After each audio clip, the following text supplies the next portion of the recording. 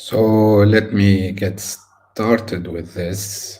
Um, First of all, thank you for everyone who joined this first masterclass series, Unlocking Resilience. My name is Mehmet. I'm the founder and CEO of Yasi Venture and the host of the CTO Show podcast.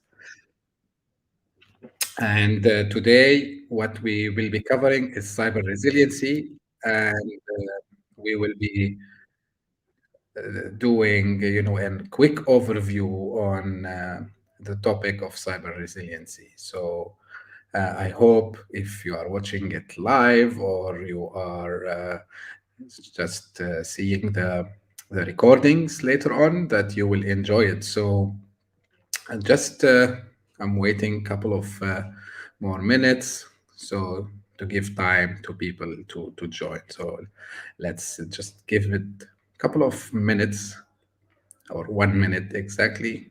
So, and then I will start. So let's do this countdown.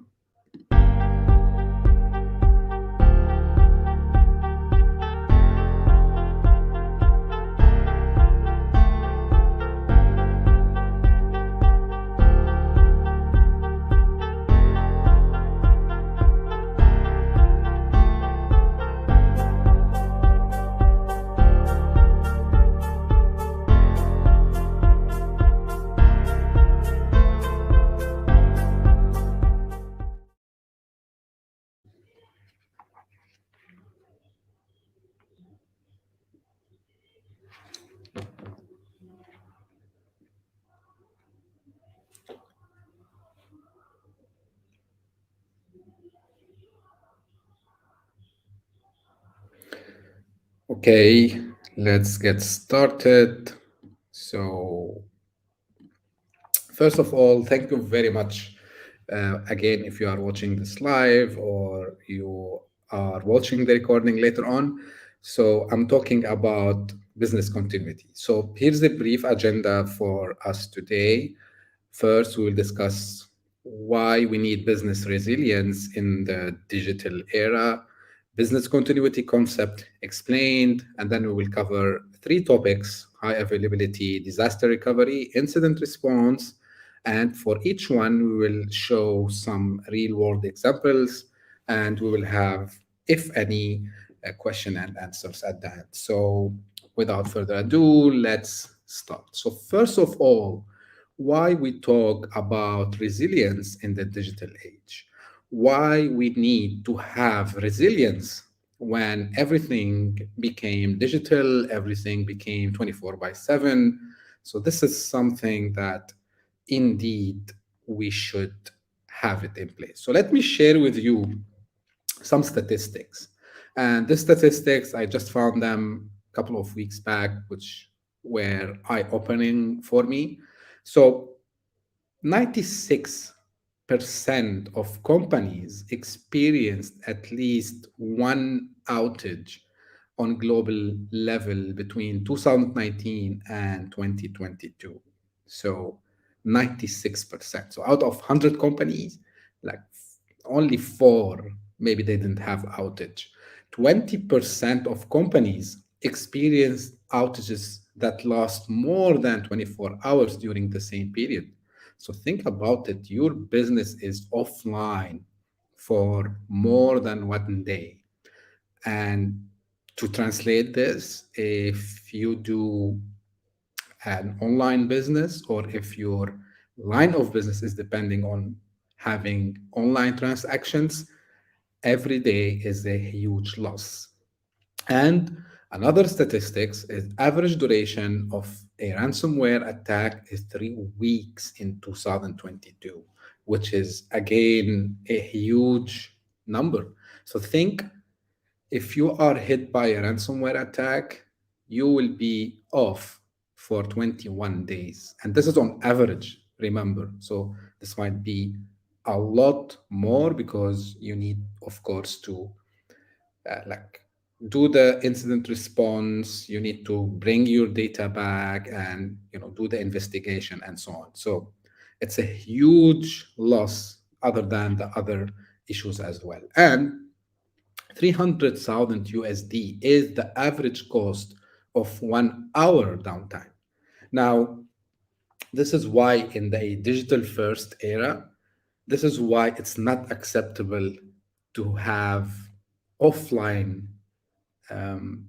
for our transactions. We cannot go offline because it's costing money, which is, as you see, this is average across different industries. Of course, this number might change from an industry to another, but this is the average, right? So it's loss of money, loss of reputation, and other also factors. So here where we talk about how we can set business goals for resiliency. So, what is our aim to do from resiliency? What is resiliency offering to the business? So, first of all, our number one goal is minimize downtime and disruptions. This is the first. Second, protect revenue and reputation because, as we saw, the amount of money that can be lost and the revenue which can be affected by such disruptions is huge. Enhance customer trust and loyalty. We've been seeing in the news recently big headlines about big companies which have faced outages, and customers really started to think, should we continue to rely on the service of these companies? Um, they are not sure if they can trust them anymore because if they are not able to protect their systems and keep them online, so that's a question mark. And of course, this will affect loyalty because, again, if my provider is not giving me the assurance that they can keep the business up all the time, this would lead me to think about going and start shopping for another provider. And overall, one of the goals for resiliency is to strengthen organization agility and adaptability. Now, if you are ready for major events, if you are ready for um, either a cyber attack, it might be natural disaster, it might be anything that can disrupt the business. So when you have a resiliency, you are ready for any change that might happen. So it might be not only outages, so it will let you adapt a mindset of being ready either for maybe a market change, maybe for some economical disruptance, I would say, and you are ready also for maybe a new competition that comes and started to really threaten your offerings. So this is why resiliency, think about it from a holistic approach, not only from business continuity and the traditional technological aspect of it.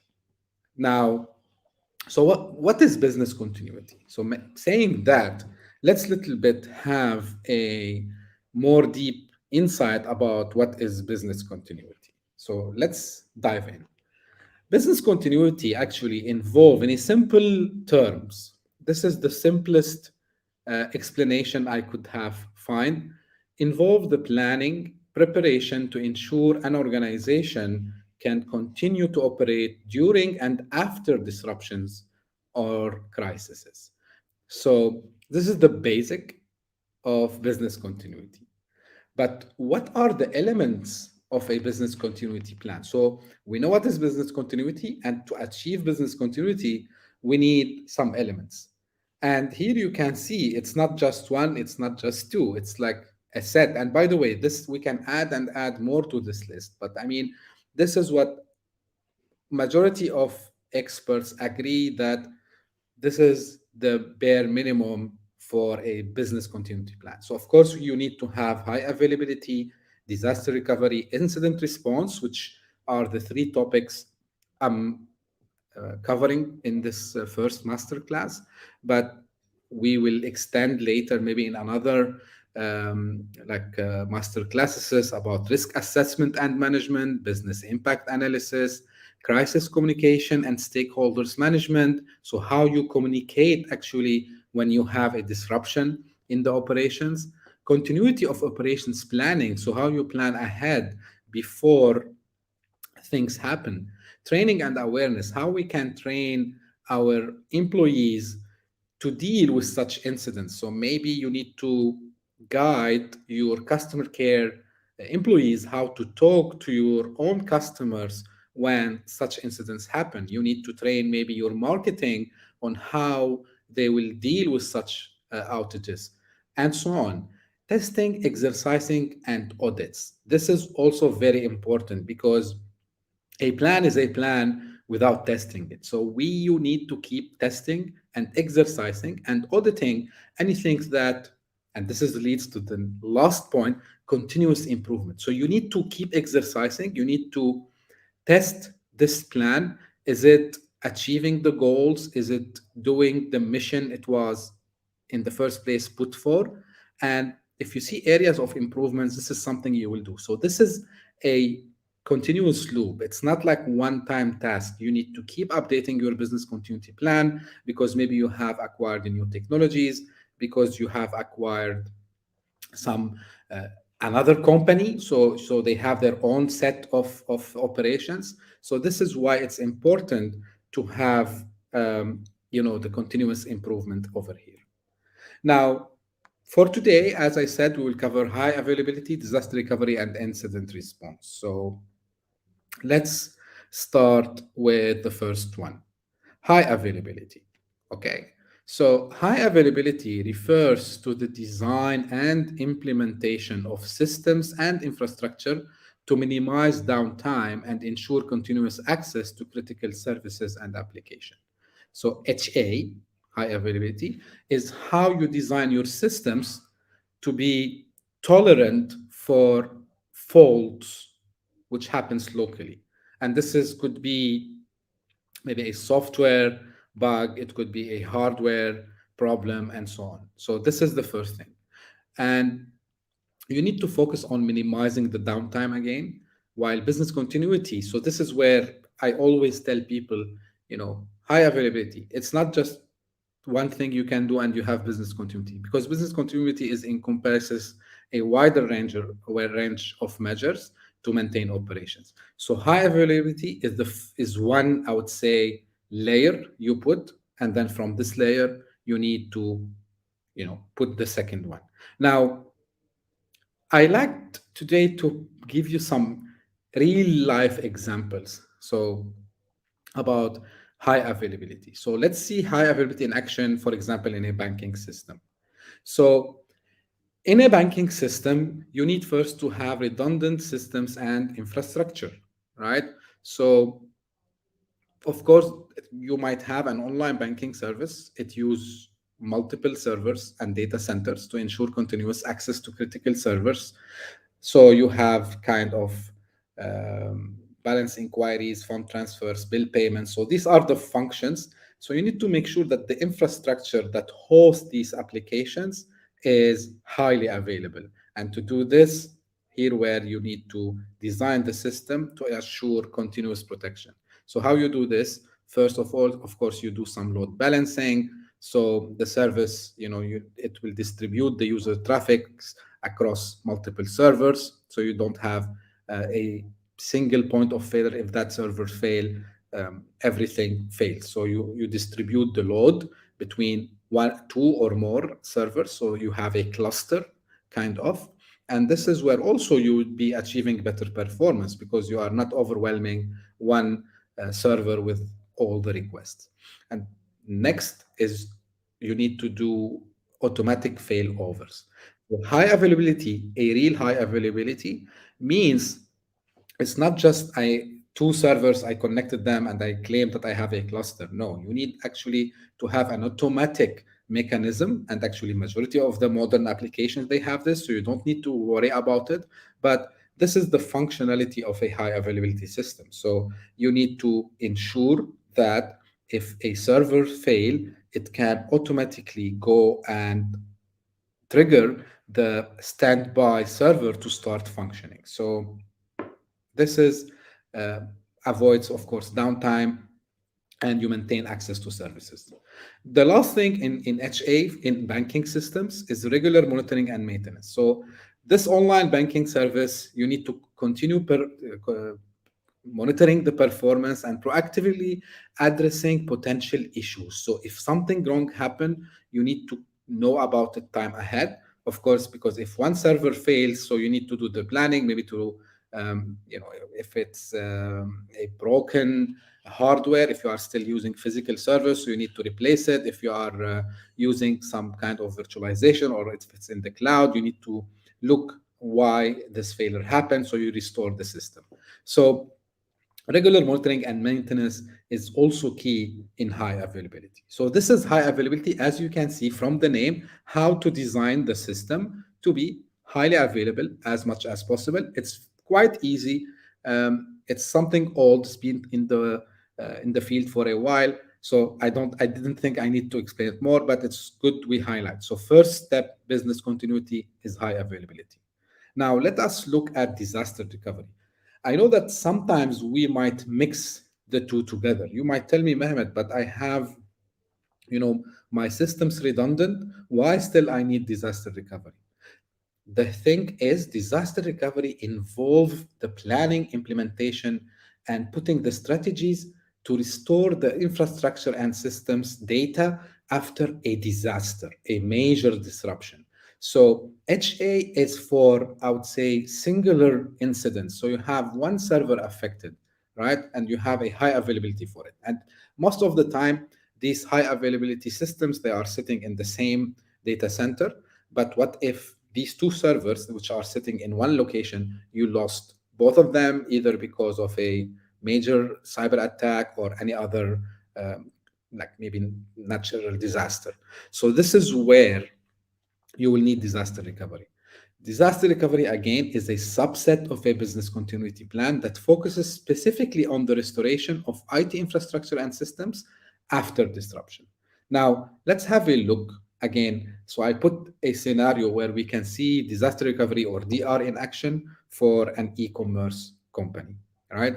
So in an e-commerce company, of course, they would rely on some front end and back end, where the front end is for the customers to come and do the shopping and then do the checkout and so on. And there is a back end, which is basically the database that hold all the records for the users, for the items, for the transactions and so on. So the first part of a disaster recovery, so you need to do backup and recovery strategy. Backup and recovery strategy, you need to ensure that all the critical data, including customer information, order history, product listings, is backed up to an offsite storage facilities, right? Ensuring data availability in the event of a disaster. Now, sometimes I used to be asked, is it enough if I take backup locally? Yes and no. Why I'm saying yes and no? Taking backup is a good step, of course, because if you have your production, corrupted, or for any reason it's not working anymore, so you have a secondary area or storage where you can recover from. But always, and this is something we talk about it when any topic that deal with worst case scenarios, so this is where it's important to plan for the worst case scenario. This is why you need another copy of your data in another location. So this is where we talk about an offsite copy, and of course for the offsite copy, there you need or you can have multiple options, and these options might differ based on, which is the next topic, your RTOs and RPOs. So recovery time objectives and recovery point objectives. An RTO is the amount or duration of time tolerable for a downtime. So you say my RTO is 15 minutes. So as per your SLAs and your business goals, you cannot go down more than 15 minutes. So you need to make sure that you can recover in less than 15 minutes. So this is the RTO. RPO, on the other hand, is defined by the time that is tolerable for losing some data, because probably if you are taking backup once a day, let's say at 12 p.m., sorry, 12 a.m., midnight, right? So, and every day you do the same thing. So 12 a.m. and next day you take at 12 and the day after at 12. So you have a 24 hours actually RPO. Now, when we talk about is it tolerable to lose certain amount of hours or days, this is where the RPO you need to set it up. Of course, as best practices, if you have a very critical application, you need to have a uh, s- like smaller RPO, like it should be like in less than 15 minutes, basically, mainly for databases. But in case of other systems, so you say, okay, I can, they don't change much. Maybe once a day taking the backup is okay. But all this is part of your disaster recovery plan, because here where you are setting the RPO. And as again, RPO, back to the example I gave. So I backed up at 12 midnight, and then the next backup is happening 12 the next night. Now, if I lose the server 11 p.m., just 1 hour after the second backup, right? Now I have lost 23 hours of data. You need to decide, with your line of business, is it acceptable?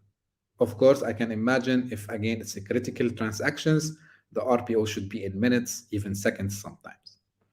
Now, after we define, the backup recovery strategy, RTOs, RPOs, so we have what we call alternate side for IT infrastructure, aka as known as disaster recovery site.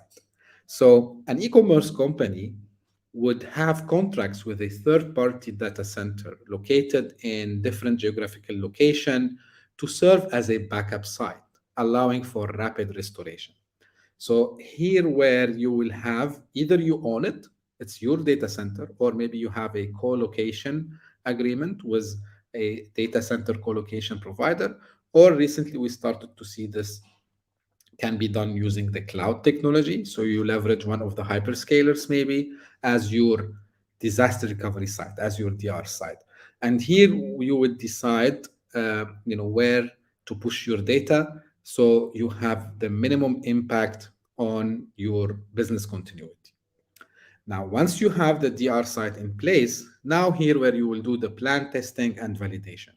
And here I want to highlight that in disaster recovery, again, which is related to your RTO mainly, here where you could have different scenarios. So pretty much I would make it simple. You have either a what they call it a cold DR or a hot DR. So cold DR mainly it fit when your RTO is not that aggressive, so you can wait quite sometimes before you bring up your systems back online, because usually it would be either restoring from slower locations, or it might not to have to be restored directly inside the DR site. So you just have the data, but you don't have the compute. While in a hot DR scenario, it is available for you to start it as soon as you'd say, yes, I want to continue now the operation from the disaster recovery site or the alternate site. So this is again part of the planning. So this is how you would do the planning for the disaster recovery. You would decide, which systems should come up first, which systems should be second, and so on. So this is a continuous, by the way, exercise. It's not a one time, because from time to time your systems would change, maybe your applications would change, and you need to keep trying to get a new even testing in the plan as well, because if today one application is not very critical, it might become critical tomorrow, and you need to update the disaster recovery testing plan. And testing means you need to do drill testings from time to time. So for example, in the e-commerce, they need to make sure that if everything fails in the main site, all their e-commerce application can still be working, without any disruption. So this is the DR in action. Now, let's move to the last topic for today, incident response. Now, incident response is also part of the business continuity plan and the resilience in general, because the incident response, it's like, it's how you would act in case something wrong happened. So if you don't have an incident response plan, it's a big issue.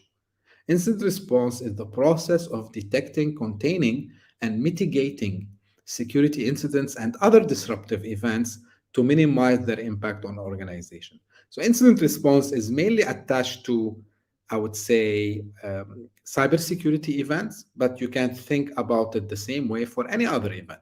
It's a key component of business continuity as it addresses the immediate actions to be taken. So now I have a downtime, I should have a clear procedure.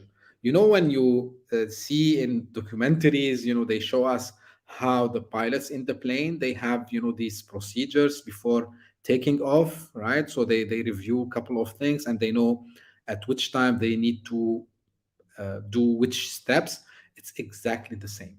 So incident response is a document, a very well documented set of processes that you need to do before start the recovery. So you need to know what are these actions. Now, again, let's have a look from a real life scenario. Let's see incident response in action, this time for a healthcare organization. So, first thing in an incident response and detection, so you need to have detection and reporting. So, in this case, the healthcare organization would implement kind of network monitoring systems, and it will encourage the employees to report any suspicious activities, ensuring early detection and reporting for security incidents and breaches. So first we need to detect. So the detection, if it's a not cybersecurity, again, you need to still have a detection that a system went down, right? So you need to have the monitoring in place, and this is applicable by monitoring the network, the systems, servers, storage, now the cloud also as well. So you need to keep monitoring. And when I say monitoring, monitoring both their availability, their performance, their reachability, and so on. And of course, in the networking point of view, you need also to monitor the activities that are happening there, because there might be something suspicious over there. Now, once we have the detection and reporting part done, next we have what we call the incident response team and plan. Here, where the organization establish a dedicated incident response team. So, same as when there are like a fire in a building, there will be as allocated people who know who would do what. It's the same thing. So you have within your organization um, the people who will take ownership of the incident response. Mainly, it will be from your IT security team, from your legal team, and from your marketing team, and of course from your someone from your board members or C-level people, because all this team, everyone knows what is his mission, what are the functions and the steps that he would be performing for doing the incident response. So this is the core of the plan. It's assigning everyone within the team their functionalities. So you would be very well prepared in case anything happens. So, for example, security, they know that they need to start to do the investigation. The IT operations team, they need to start recovering the the systems. The marketing will communicate with the customers and with the public and so on. So you have the team over there. After you do this, you have the containment and eradication. So once you have a detection, and let's say in this case, it's a ransomware attack, and you are aware that you are under attack, and it's a fact now. Everyone knows about it. So the team is in place to do the response as per the plan. So first thing, you need to quickly isolate the affected systems to prevent further spread. Because the last thing you want to do is to have all your systems down. So this is would be your first, I would say, goal. How to minimize spreading this. Now, of course, in case of a natural disaster, of course, it's different because usually you would need to go and do the disaster recovery step by step and then bring things up. But when it's a cyber attack, things go more complicated. So you need to make sure that you are able, as I said, isolate affected systems. Usually, what I see is they start to shut down the systems. Is it the best approach? I would believe it depends from um, industry to industry. But the reason they start to shut down, so they at least stop until the security team they have a better understanding of what kind of attack they are under. They start to collect some indicators of compromises. They will start to do some forensics. And when I'm mentioning these technologies, so these technologies are key to have in order to do the containment and eradication. So this is very, very important. Now, the last step, okay, we identified, we have indicators of compromises with us. We have, uh, you know, everything. We know where this malware has been. Now, the next step is doing what we call remediation. And the remediation is the first part of the recovery and restoration. So, this healthcare organization, they start to restore their affected systems and the data using their backups and ensuring minimal disruption to their patient care and services. So, you can see how the instant response is much more complex, I would say, in its nature than the previous two. In high availability, it's automatic. Disaster recovery, you do minimum things because it's just preset, so you have blueprints. In instant response, it takes time, right, and it takes efforts from you. And the last part of the instant response is to document the lessons learned and to try to have continuous improvement. Because after resolving the incident, what you need to do is you need to analyze how this event happened, what caused this event to happen, um, who were the people or the systems that were the cause of this to happen, and then based on that have lessons learned and then try to optimize your incident response plan. And that could be maybe getting additional security software. It might be doing more trainings for your staff. It depends. But you need to understand what caused this in the first place. And this is part of what we call the long-term investigation plan, process. So there is a long investigation. And by the way, I want to remind you that all this is something that put a huge burden on organizations. So this is the last part of it. So the key takeaways for today is that business continuity is something must have. It's not like something, oh, okay, we can think about it. But to build on that, we discussed today three concepts: high availability, which minimize the downtime by ensuring continuous access to critical service, and then disaster recovery, restoring the infrastructure and data after a disaster or major disruption, and incident response to detect, mitigate security incidents and disruptive events. So I hope by this um, I was able to little bit demystify this, because always I used to see, this misconception. I have high availability, I'm done. I have disaster recovery, I'm done.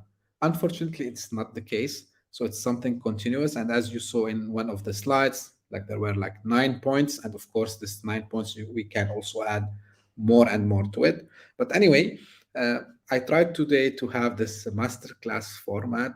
I hope you like it. This will be recorded. You can come and watch it anytime you want. And if you have any questions, you can reach out to me directly. If you want to discuss this for your organization, you want to have an assessment, I would be more than happy to discuss this with you. Um, as I promised you, it was not long. So thank you very much for tuning in, and you will see more of these happening in the future. Thank you very much. And until we meet next time, bye bye.